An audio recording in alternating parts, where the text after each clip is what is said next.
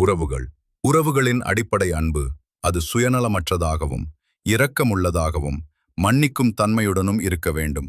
மென்மையான வார்த்தைகளை பயன்படுத்துவது கோபத்தை தணிக்கும்.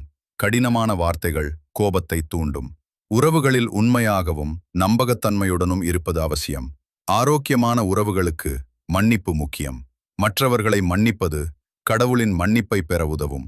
மனிதன் சமூக உணர்வுள்ளவன்.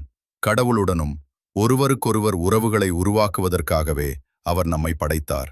கணவன் மனைவி, பெற்றோர்கள் பிள்ளைகள், சகோதர சகோதரிகள் உறவுகளை பற்றி பைபிள் பேசுகிறது. நட்புகள் மற்றும் பிற கூட்டாண்மைகளுக்கான வழிகாட்டுதல்களும் வேதத்தில் உள்ளன.